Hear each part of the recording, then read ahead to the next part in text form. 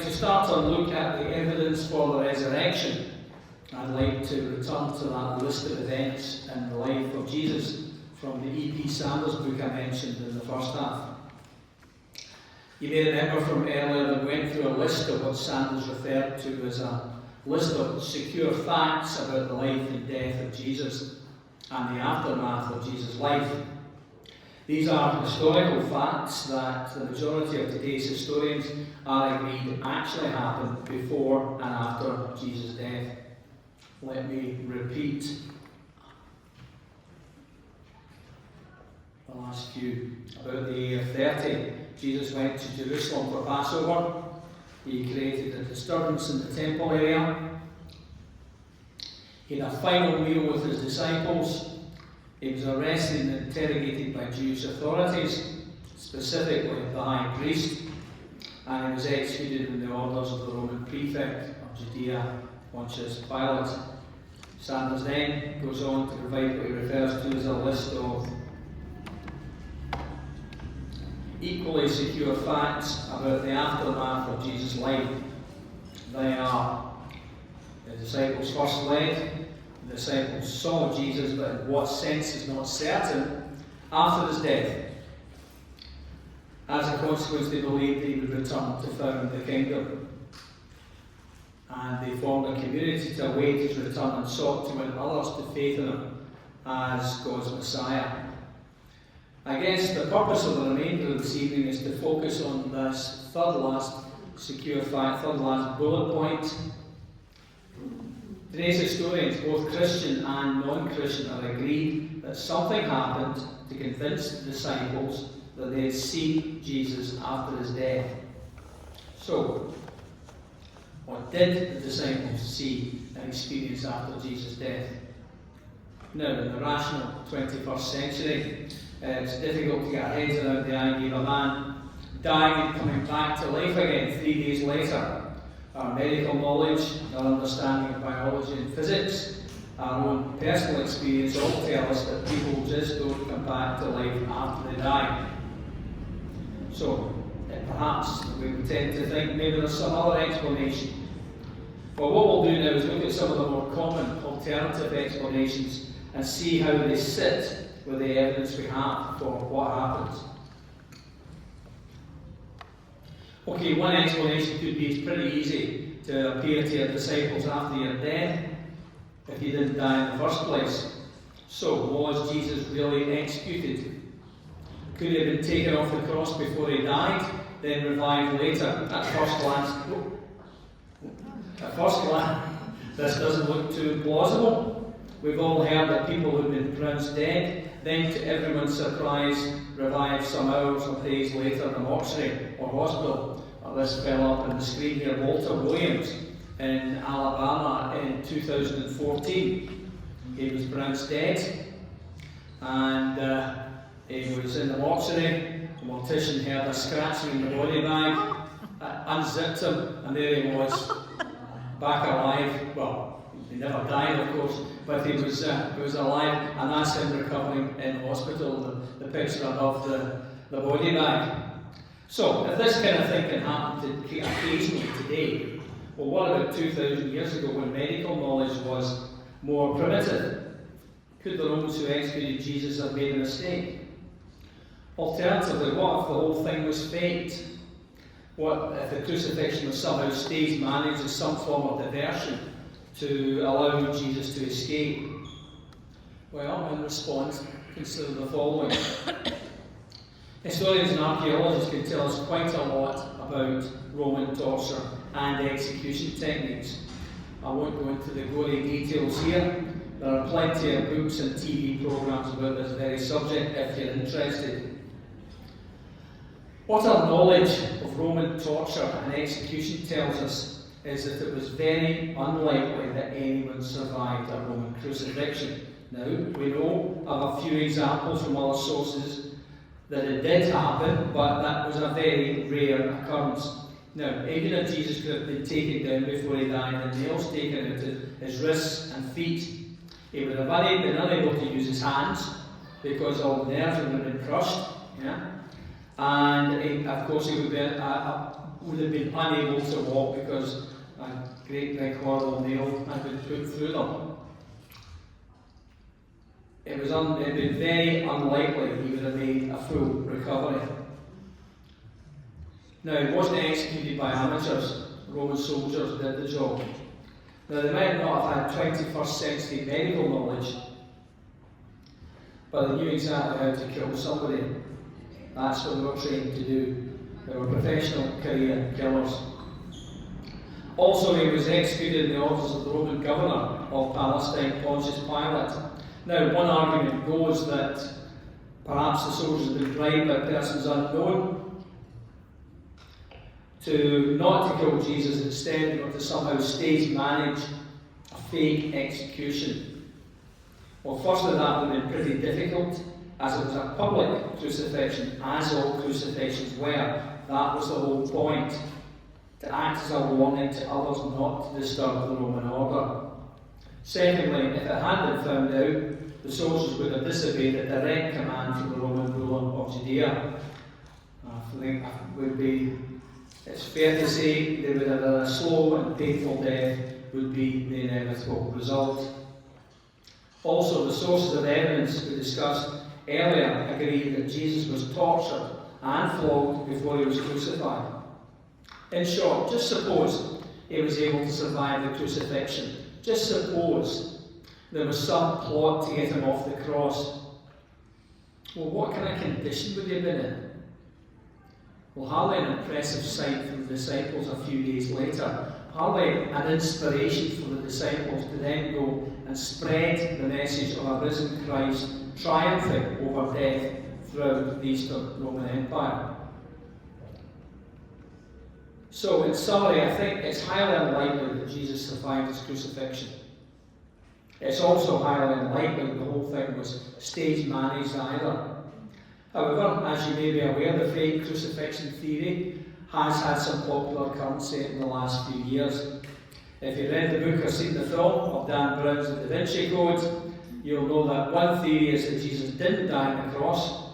Instead, he escaped to southern France along with his wife, Mary Magdalene. In southern France, their children intermarried with the Merovingians, thus creating a holy bloodline the Catholic Church has been trying to suppress ever since. This theory is based on an earlier book by Basil Lee and Lincoln called The Holy Blood and the Holy Grail. It's the one in the top right-hand corner of the slide there. Now, we could spend time this evening looking at the pros and cons of this theory. However, this would be going over old ground, well covered in numerous books and articles written on this subject currently available.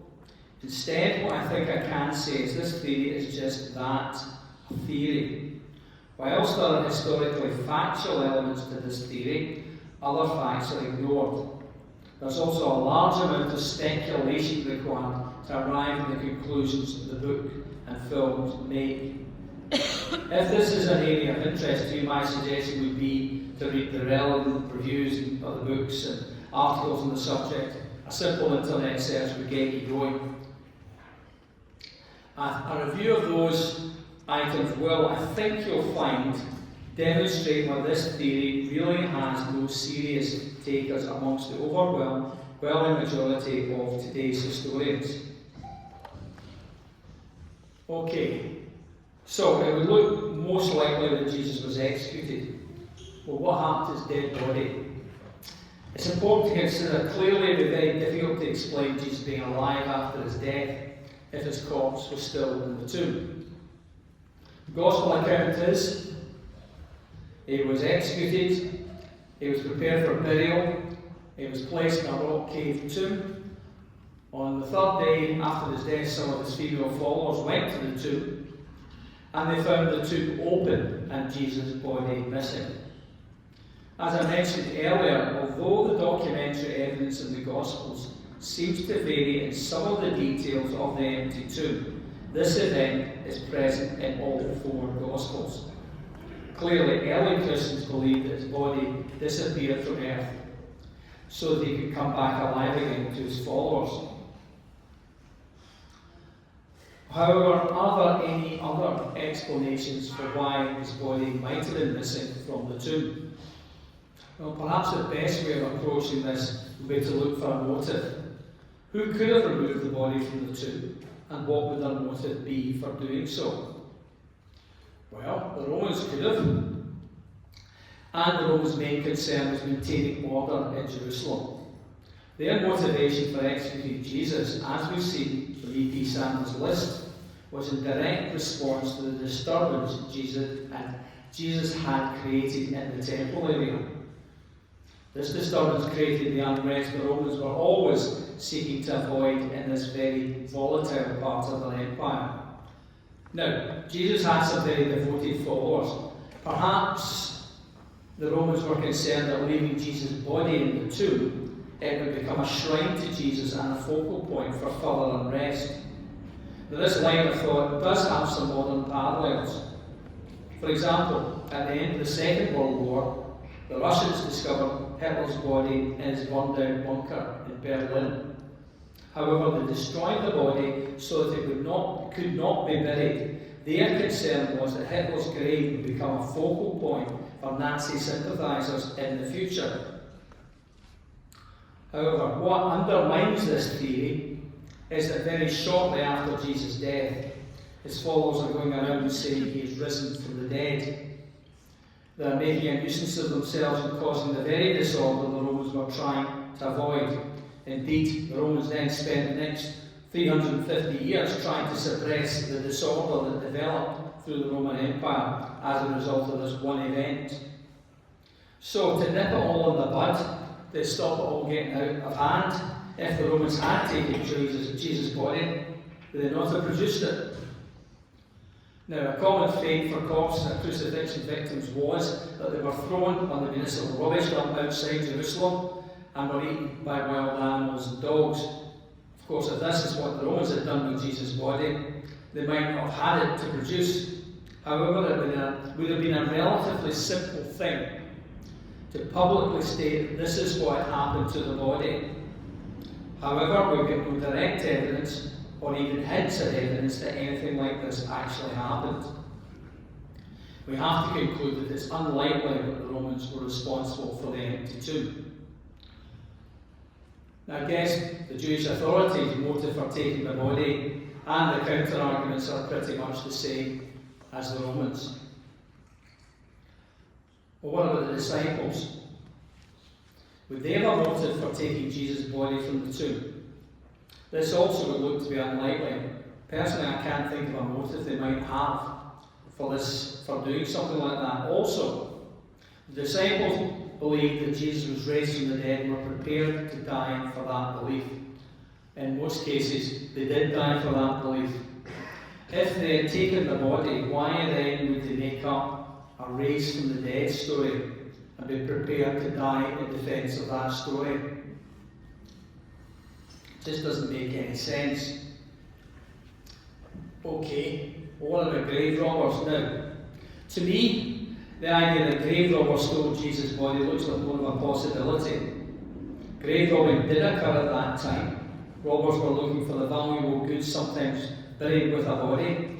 In fewer cases, they were looking for the body or body parts for use in magic rituals. Okay, let's take a look at this. Was there anything to steal? Well, in the Synoptic Gospels, mention that Jesus' body was wrapped in a linen cloth. No grave goods are mentioned. Grave robbers usually steal the goods buried with a body, not the decomposing body itself. John's Gospel mentions that about 34 kilograms of myrrh and aloes were wrapped in the linen cloth around Jesus' body. Now that would have been worth stealing. However, John's Gospel also tells us that Jesus' grave clothes were in the tomb with the burial cloth neatly folded when the disciples entered the tomb and found Jesus' body missing. That, frankly, doesn't fit with the grave robbing theory. If you think about this, if you were robbing a grave of spices wrapped tightly into the linen binding around a dead body, it would make sense to either take the wrapped body from the tomb to be unwrapped to remove the spices elsewhere, or to unwrap the body in the tomb and take the spices. In the first scenario, there would be no body or grave clothes left in the tomb. In the second scenario, there would have been an unwrapped body and the grave clothes in the tomb. Now we know from a few Roman and Greek sources that dead human bodies or body parts were used in magic rituals around the Roman Empire. However, this practice wasn't rife, and we have no evidence that it occurred within the Jewish part of the Roman Empire. Indeed, Jews would have found this kind of behaviour abhorrent. This burial occurred in Jerusalem, the most Jewish of Jewish towns and cities. That makes the concept of a stolen body for the purposes of magic even less likely than if the burial had occurred in, say, Rome or Alexandria or Athens or somewhere like that. So, nobody seems to have a particularly strong motive for either taking the body or keeping it a secret if they did take the body. One final point worth making on this subject: the disciples of Jesus are the founders of what we know as Christianity. After the resurrection, they didn't go to some obscure place miles away from where it all happened to preach about the resurrection. No, they went back to Jerusalem, the very place of Jesus' execution and tomb. Fundamental to their preaching was the empty tomb of Jesus. If this preaching had been false, it would have been clearly evident to the people of Jerusalem. Some people would be bound to know what Jesus' body and tomb were and what happened to his body. Jerusalem wasn't a particularly large city at the time. Word would have gone around. Clearly, it would have been very difficult to win converts if one part of their teaching was so evidently false. And indeed, the tomb Jesus was buried in was owned by a prominent member of the Sanhedrin, Joseph of Arimathea.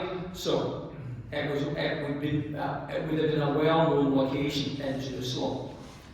Now, in conclusion, I suppose we can't say there's any concrete evidence to demonstrate that Jesus' body left the earth as the disciples claimed. However, what is clearer is that his body disappeared, and that those with a vested interest in claiming it was still on earth, that is the Romans and the temple authorities, couldn't prove it actually was. Okay, was Jesus seen alive by his followers after his death? And as at the start of the first half, I mentioned E.P. Sanders' secure fact that Jesus' disciples saw him, but in what sense is not certain after his death. As we said, we saw Sanders says this because historians are of the majority view that Jesus' disciples saw him after his death. I guess what historians are less certain about is that in what sense part of that statement.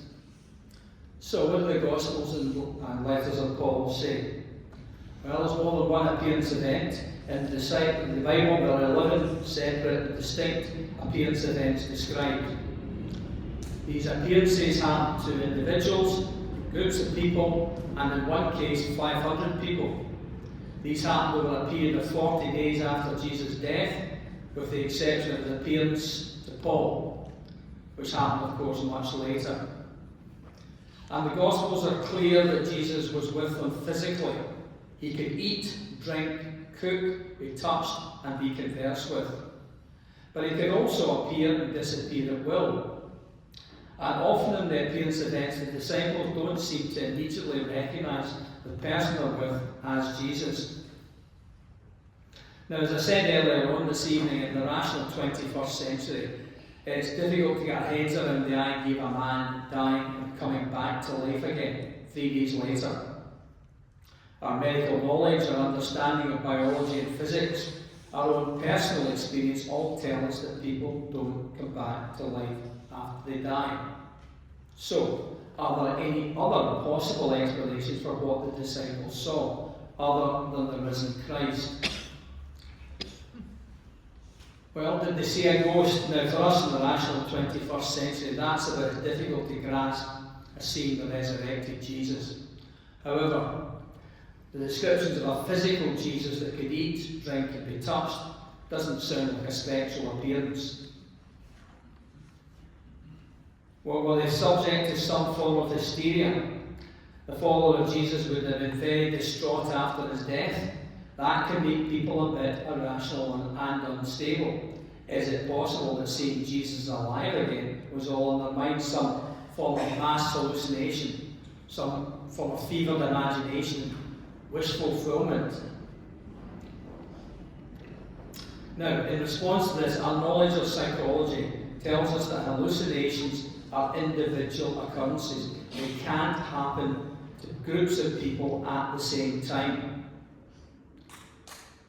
If you think about this, you can stick the word mass and hallucination in a sentence together and have the phrase mass hallucination. It doesn't exist. It can't exist. It's physically impossible for one person to have the same hallucination that you're having. Now, one can just about imagine a situation where a small group of people grieving, I know what I've just said, but you can just imagine a group of people grieving in a room together might work themselves up into such an emotional frenzy that they were able to convince each other that they saw the person they were grieving over. Could any of the appearance events fit with something like that? Well, if I'm honest, the circumstances of one or two could. Although, if I'm also honest, there is nothing in the sources hinting that anything like this actually happened. For the rest, the actual appearance events in the Gospels just don't fit with some form of ecstatic event. For example, two disciples are walking to a village called Emmaus in broad daylight. They're chatting away when suddenly Jesus appears to them. The disciples are out catching fish in the Sea of Galilee. As they come ashore, Jesus is waiting for them and has cooked breakfast for them. In another event, Jesus appears to 500 people at the same time. As I mentioned before, there are 11 separate appearance events in the documentary evidence we have. When these are studied and dissected, there's little or no evidence to suggest that hysteria played a part in the appearance events experienced by the disciples.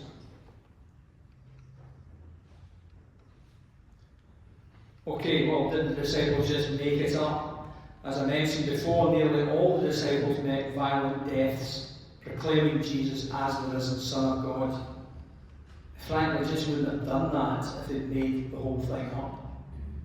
So, as I mentioned a few minutes ago, today's historians, as Christian and non-Christian, specialising in first century Near Eastern history, are of the majority view that the disciples saw Jesus after his death. Well, in what sense did they see Jesus? Well, it's unlikely they saw a ghost. It's unlikely they suffered some form of hysterical event. It's unlikely they made it up.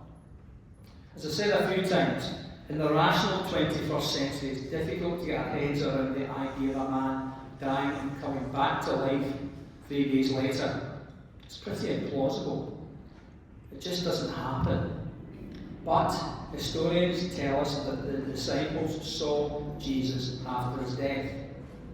We've looked at various explanations for this.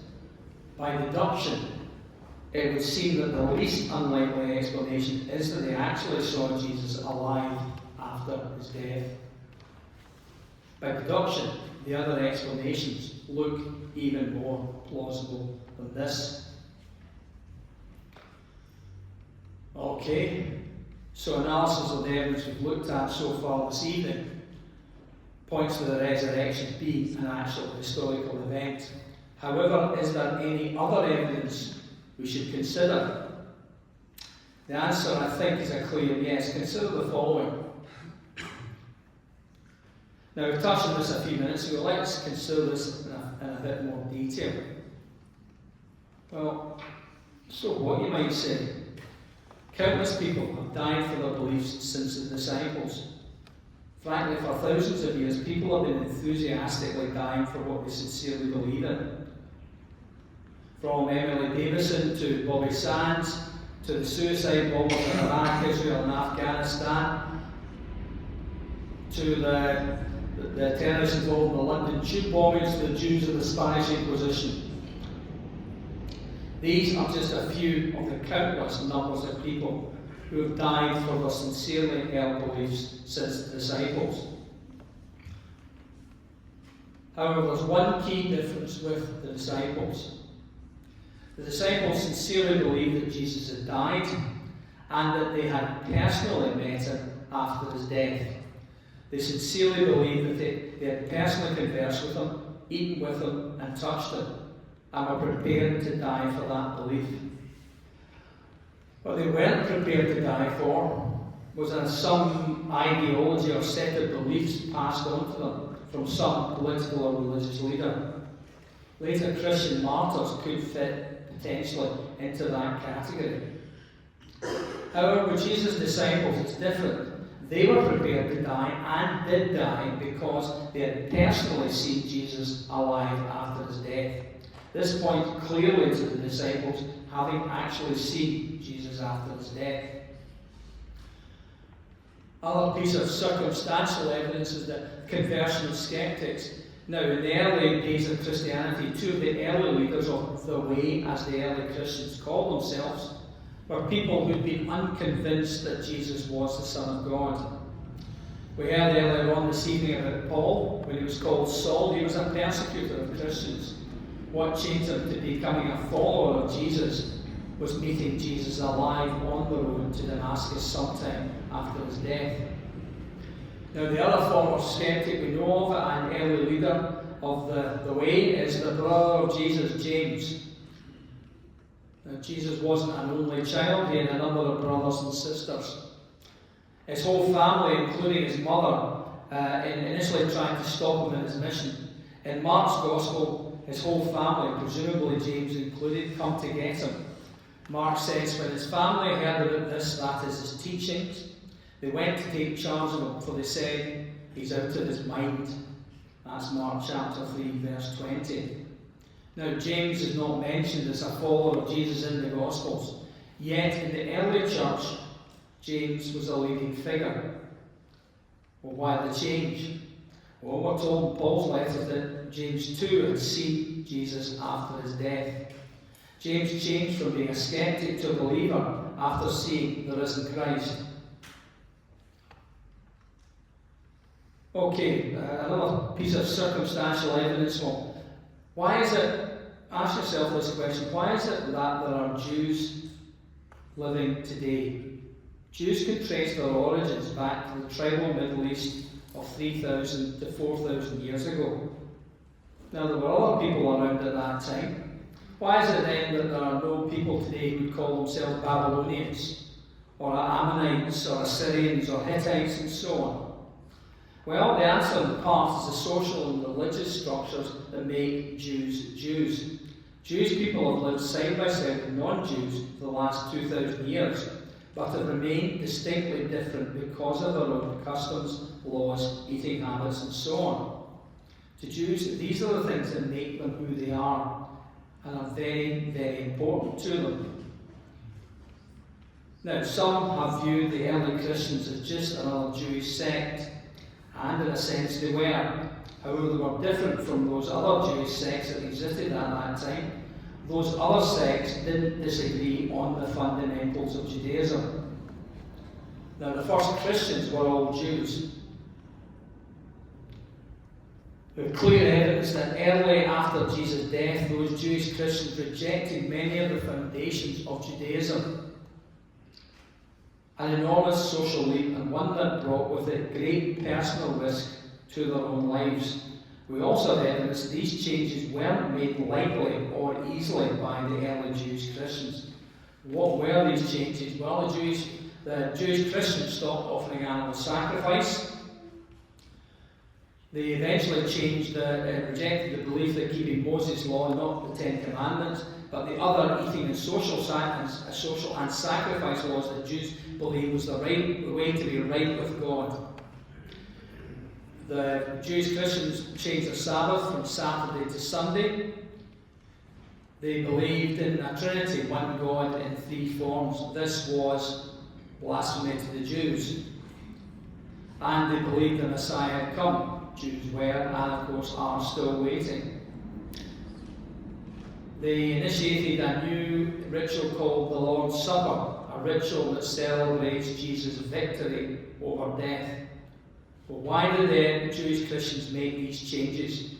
Well, because the leaders had seen Jesus after his death, remembered his teachings, and were therefore compelled to make these changes. Another piece of circumstantial evidence, I guess, is the emergence of Christianity. Earlier on this evening, we talked about how quickly after Jesus' death, Christianity caught hold and spread through the Roman world.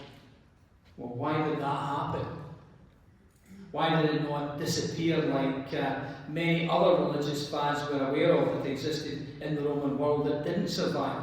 Why didn't Christianity fizzle out after a few decades? Indeed, I was talking to a lady about this at half-time, about Mithraism. The answer, frankly, is the resurrection. A core of people witnessed Jesus alive after his death. The sources of evidence tell us that this core of people were transformed from illiterate fishermen, Jewish zealots, tax collectors, and other ordinary people to tireless advocates for the risen Jesus. As we saw earlier this evening from E.P. Sanders' book, the disciples formed a community to await his return and sought to win others to faith in him as God's Messiah. They did all this because of the resurrection. Without the resurrection, there would have been no lasting Christianity. Frankly, without the resurrection, we wouldn't be here tonight. So, I started by this evening by making two statements. There's a historical and rational basis for Jesus being the Son of God, and there's a wealth of evidence to support this view. Then let's have a quick look at what we've looked at this evening. So, we stated that the Gospels and most of the letters of Paul are likely to provide an accurate picture of Jesus' life, death, and resurrection. We stated that the view of today's historians is that these documents have been, on the whole, accurately preserved for us and haven't been subject to accidental or deliberate modification. We reviewed other historical information that was contemporary to but out with the Gospels. This provided information that did not contradict what was in the Gospels and letters of Paul. We presented evidence demonstrating it was very likely that Jesus saw himself as the Son of God. And we presented evidence, we suggested it was very unlikely that he saw himself in this way due to some psychological condition. And we also suggested that when the evidential sources are reviewed, there's no evidence that Jesus deliberately misled his followers so they believed he was the Son of God. We presented evidence demonstrating it was very likely that Jesus was executed and died. We presented evidence that it was very likely he was buried and that very shortly afterwards his tomb was found to be empty. We looked at the possible reasons for his tomb being empty. We suggested that the least unlikely explanation was that his body was no longer on earth. We looked at the historical basis for Jesus' appearance to the disciples. We found this is regarded as a secure fact by most historians. We reviewed what it was that the disciples saw. We suggested that the least unlikely explanation was that the disciples saw, met, talked with, ate with Jesus in bodily form after his death.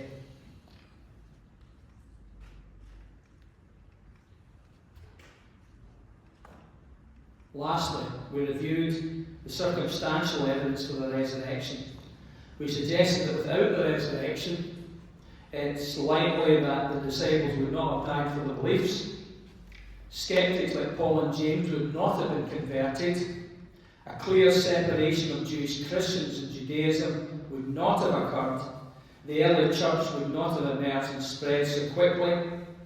Christianity would not have lasted to this day. Okay. History is rarely an exact discipline.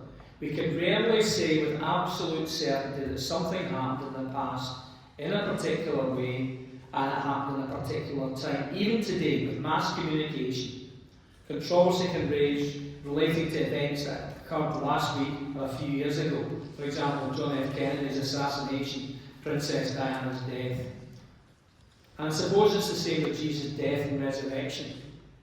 I can't say with absolute certainty that the evidence I presented this evening is 100% correct. I can't say with absolute certainty that Jesus is the Son of God based on this information.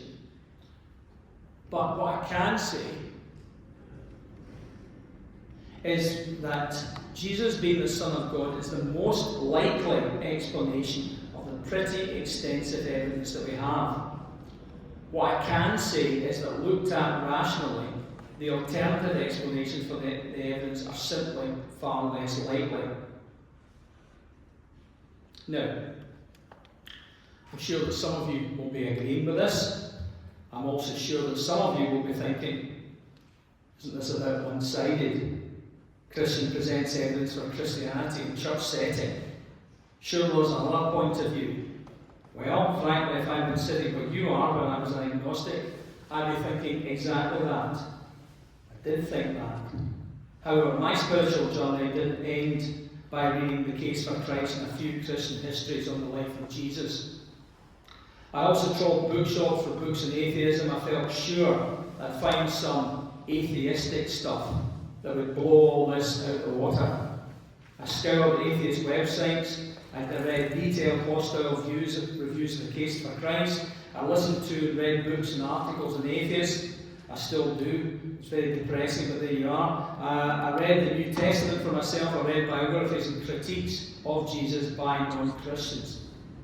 And frankly, I'd also encourage anyone with doubts about the material presented this evening to do exactly the same. And what was the result of all this research? I think I can summarise this by saying that I was an agnostic then, and I'm a Christian now. Okay, so, is any of this important to you? What we haven't discussed this evening is Jesus' message and what it means. What we haven't discussed is why Jesus' message is important to you today. You may or may not be glad to know we're not going to start now. However, consider this.